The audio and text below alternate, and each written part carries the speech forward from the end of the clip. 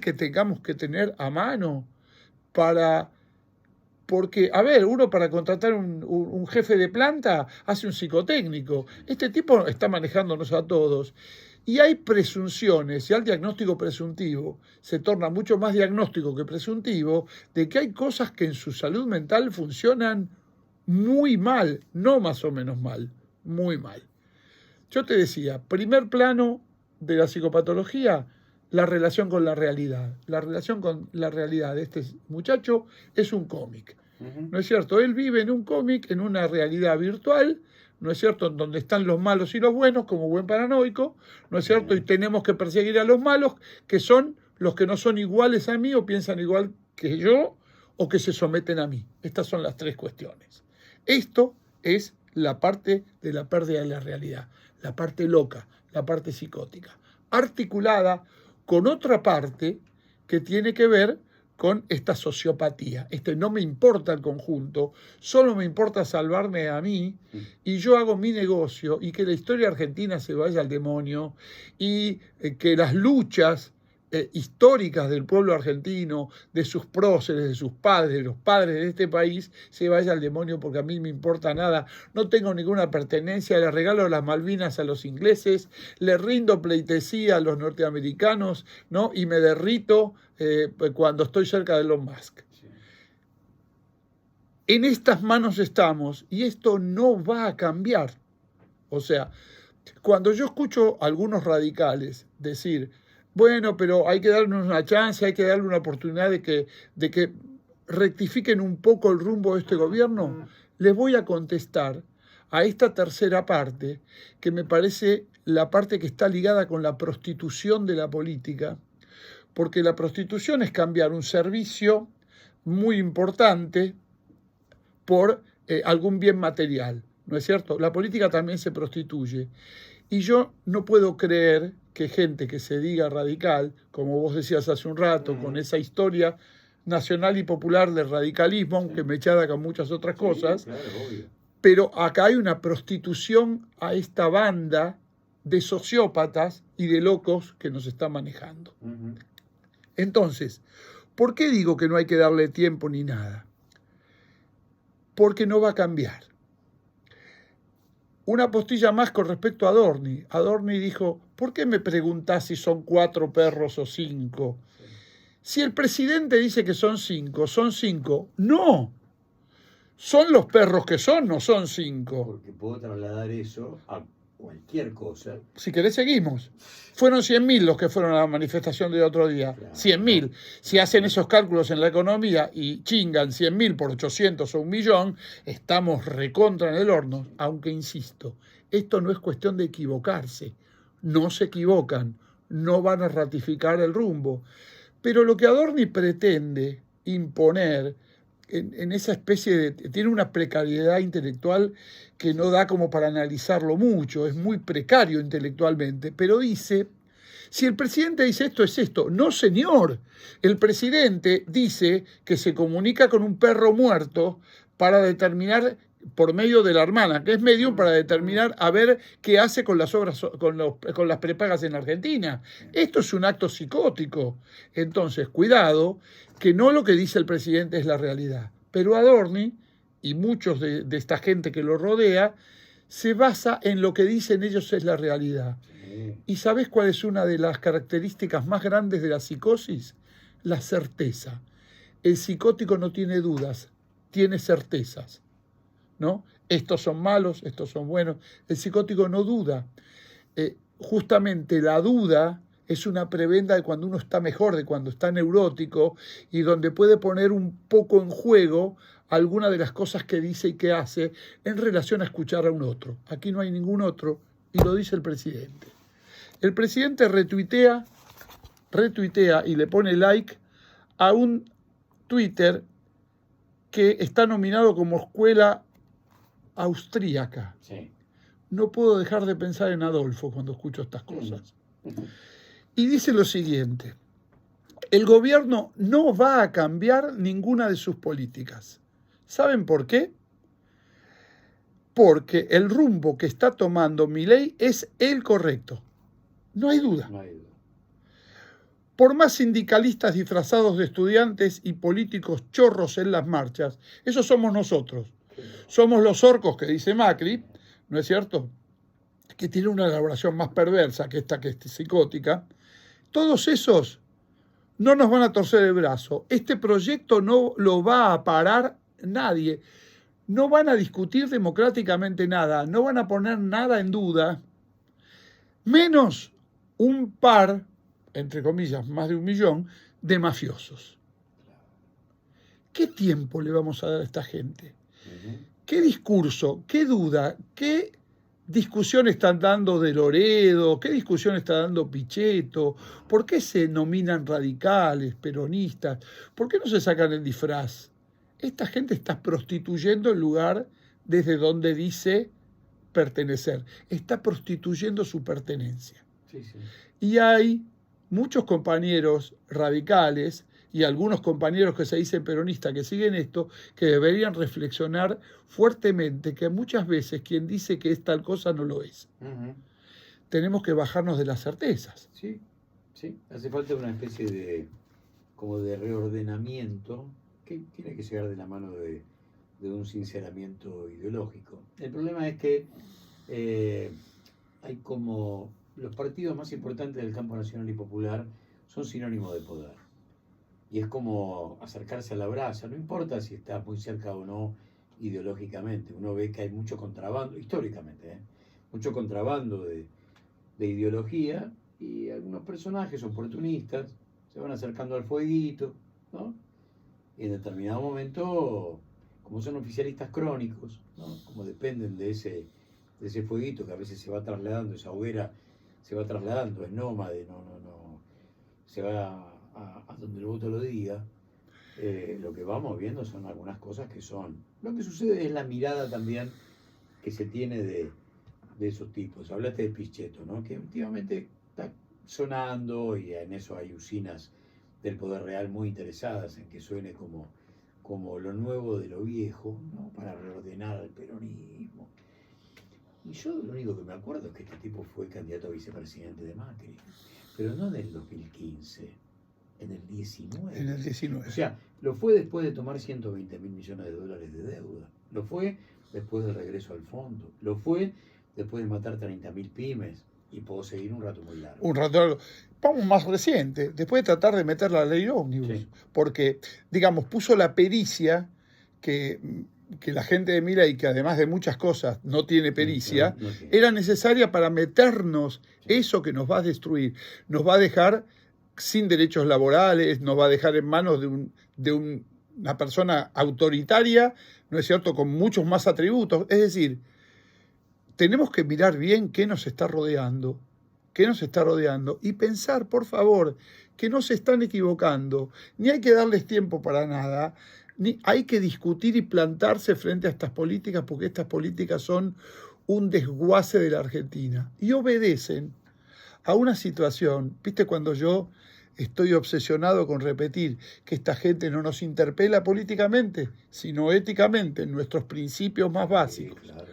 Mira, el otro día, yo creo que aquí nombré una frase de Michel Serres, un filósofo francés que me gustaría volver a repetir hoy y hacerle algunas puntuaciones. Pero esta gente piensa que todo es con el mercado. ¿Te acordás de las certezas? El mercado no se equivoca nunca. No se equivoca. Nada no se equivoca nunca.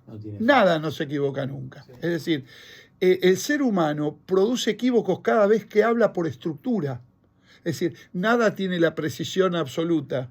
Vos podés interpretar lo que yo digo de muchas maneras porque cada significante es polisémico. Si yo digo árbol, vos no sabés si me estoy refiriendo a un vegetal, a una planta con tronco, si me estoy refiriendo a tu árbol genealógico, ¿no es cierto?, o al árbol arterial. Es decir, cada significante es polisémico, cada frase tiene muchísimas frases, y muchos significantes, y gracias a eso, ¿no es cierto?, existe la riqueza de la cultura.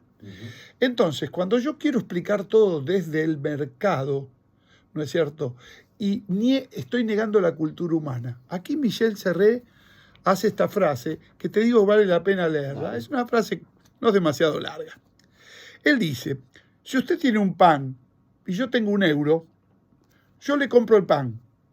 Yo tendré un pan y usted 1 euro. Equilibrio perfecto. Siempre y cuando, agrego yo, no lo dice Serré, siempre y cuando haya un equilibrio. Porque si yo tengo el monopolio del pan y te vendo el pan al precio que yo quiero, ¿no es cierto? Pero en realidad, digamos, suponete que haya un equilibrio. Siempre y cuando haga justicia en el mercado, ¿no es cierto? Habría un equilibrio en donde los dos ganamos algo y los dos perdemos algo en una transacción. Yo me pregunto, ¿qué posibilidad tiene de enriquecer el mercado con esta posibilidad? Avancemos un poco más. Pero si usted tiene un soneto de Verlaine y el teorema de Pitágoras, y yo no los tengo, usted me los enseña y al final yo tendré el soneto y el teorema, pero usted no los habrá perdido, los habrá conservado. Lo primero, donde si hay justicia, hay equilibrio, es el mercado, es mercancía. Lo segundo es crecimiento, es cultura.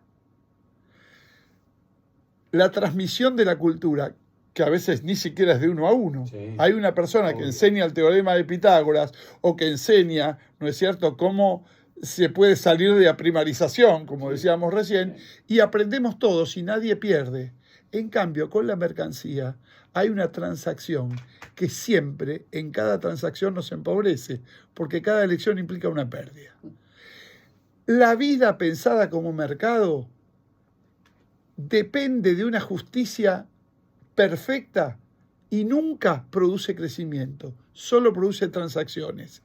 El mundo de la cultura produce crecimiento en cada acto cultural que se produce. Esta gente mediocre, sumamente mediocre, paupérrima en su concepción humana, nos va a empobrecer con cada acto que haga porque no cree en la cultura, la guerra está declarada, y solo cree en un mercantilismo que encima de todo es injusto. Hay un dato técnico, ponele, con relación a esto de la mano invisible del mercado, que supongamos que es así, que no es así en ninguna parte del mundo, la economía nunca es libre, como decía Perón, o la maneja el Estado a favor del pueblo, o la van a manejar las corporaciones en detrimento de ese mismo pueblo. Pero el tema es que en la Argentina hace un rato largo que no existe el mercado fruto de los monopolios. ¿Cuál es el mercado que puede determinar por oferta y demanda el precio de un litro de leche si el dueño del 90% de la leche es uno? Entonces, encima hay libre mercado, dicen, libre mercado. Hay otra irrealidad que es hablar de un mercado donde existen monopolios. ¿Y de qué estamos hablando? De nada, es un fantasma. Entonces, se pretende sobre esa base generar libertades o zonas liberadas para que el capital, generalmente especulativo, porque no hay capital productivo que venga en estas condiciones, porque no hay mercado interno que debe fabricar, sí, ¿no? ¿A quién le Salvo que vengan a buscar algo que, por lo menos por ahora, esta sociedad se niega, que es a laburar con sueldos del sudeste asiático para que se radiquen acá multinacionales que le exportan al mundo con sueldo de esclavitud. Mano de obra barata en un país rico en materias primas. Claro. Pero, a ver, en esto que vos decías antes, ¿no? Suponiendo que uno pone justicia en el mercado, sí, es una faceta del ser humano esa. El mercado cubre necesidades, sí, no cubre deseos. Muy bien. El deseo es otra cosa. El deseo es lo que nos hace humanos. Necesidades tienen todos los bichos, todos los animales, y las cubren. El ser humano tiene deseo. El ser humano disfruta de algo, que lo voy a decir en chiste, pero lo decía Nietzsche, el arte no sirve para nada. Es indispensable, pero no sirve para nada. Es decir, no es pragmático, no es algo que consuma y que me engorde o que me dé proteínas.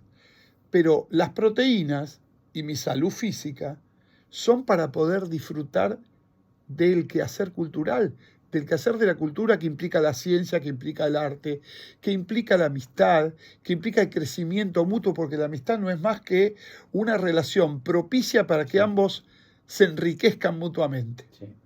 Entonces, están atacando los valores esenciales de lo humano y nos están convirtiendo en predadores. Cuando el humano pierde la cultura, es un predador, más refinado o menos refinado, pero nada más que eso. Yo lo que ahí me sumo y me abrís una puerta, está entrando el animal que viene por vos, ¿no? Y yo lo que estoy viendo es que en lugar de ensayar una rebelión por algún lado, enfrentarlo, correr, no sé, algo, salir con alguna... Entramos en un callejón sin salida y no se puede hacer nada. Ajá. Esto lo ve uno en un sector, mientras el otro sector marcha con 1 millón al lado el otro día. Pero empieza uno a observar que ciertas cosas que no tienen poder para quedarse a vivir con nosotros, se ven desde el presente con sentido de eternidad. Ahora viene, cambia la ley laboral, esto para siempre. Y hoy poníamos el ejemplo, mira, la Banelco murió con Néstor. Vino Néstor y dijo, dame otra ley para cambiar esta. ¿Cuánto duró? Del 2000 al 2004 años, ya está. El problema es el mientras tanto. El problema es el mientras tanto. El problema es el mientras tanto. Pero en ese mientras tanto, ¿cuál es la capacidad de rebelión? No, mirá, no es así. Y lo otro que me preocupa mucho más es de qué lugar se paran estos tipos. Suponete, no sé, me mudo, ¿no? Y uno observa las características del barrio, sus costumbres, a qué hora se saca la basura, no sé, qué sé yo. Se inserta. Y uno, se va insertando, claro, se articula con los exactamente. vecinos. Bueno, estos tipos son los que acaban de llegar al barrio, sacan la basura a la hora que se les canta, y vos decís, pero un mínimo de... Te la tiran en tu puerta. La tiran en tu puerta. El tema es, no, yo no me voy a adaptar a nada. Si tenés ganas, adaptate vos a mí, pero yo llegué hace 5 minutos y voy a cambiar todo el barrio. Porque tengo razón, porque no voy a cambiar nada, porque lo que yo hago está bien y esto es una certeza. Discurso de loco. Ahora, yo te pregunto, sí, seguramente estás más informado que yo, ¿qué es lo que hace falta para, con todos los, digamos, los indicios claramente que hay, para que se reclame, ¿no es cierto?, una prueba de idoneidad al presidente de la Nación? Bueno, no vendría por ahí la cosa, tendría que buscarse un camino parecido, que siempre es el juicio político, ¿no? Es el Congreso convertido en tribunal. El problema que tenemos son los números, y mientras el loco le sirva al poder real, firmando lo que no firmaría ningún cuerdo, esto se va a sostener de alguna manera. Me llamó mucho la atención el otro día, miraba un recorte de Johnny Viale, porque también hasta sus defensores empiezan a tener problemas. ¿Cómo hago? ¿Qué digo? Entonces el tipo decía, ante una... no me acuerdo ante qué situación, pero era como que Milei había... Puede ser el tema de las universidades, que había reculado y había mandado la guita, sí, pero sí, esa guita que mandó sirvió para cubrir el 10%, pero no importa, esto implica que el tipo, y ahí viene la definición, es loco pero no es boludo. Pará, acabas de decirme, es loco. Y sin embargo, la manta que lo cubre, no es boludo. Pero me acabas de decir que el país está en manos de un loco. Es que la naturalización es una de las peores cuestiones que hay. Cuando yo también escucho por un montón de lados, lo escuché lo de Viale, trato de soportar y escucho. Sí. Que, a ver, porque hay que soportar, ¿no? Eso. Sí, yo creo que uno se tiene que enterar de qué dicen, qué pasa, sí, ¿no es cierto? Pero la naturalización es algo muy peligroso. O sea, estamos, de verdad, está manejando el país alguien que hace lo que hizo ayer, un mamarracho, que es un hazmerreír, y la negación de cierta gente solo se basa en ¿por qué está enfermo ¿por qué está enfermo este gobierno? Porque hay algo enfermo que le ha permitido llegar. Y eso enfermo que hay en la sociedad, en gran parte de la sociedad, es el odio.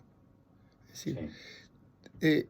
Y encima, este perverso lo grafica. Macri habla de los orcos. O sea, lo peligroso que es eso, caracterizar un grupo ideológico distinto, una posición política distinta, como los orcos. El que haya visto la película sabe lo que son los orcos, ¿no es cierto? Sí. Animales que no piensan, despiadados. Es decir, somos restos. Y una última cosa acerca Vale. de esto.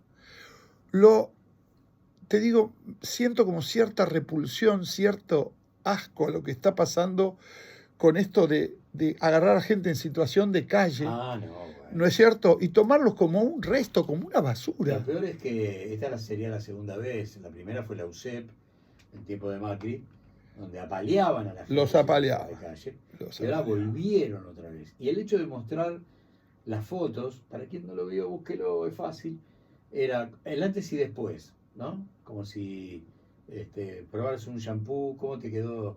Bueno, esto era el antes y después. Como si mostraras el lugar, el mismo lugar, sin la basura Claro, que era la gente. es un resto, una basura. Es decir, esta ideología no tiene remedio.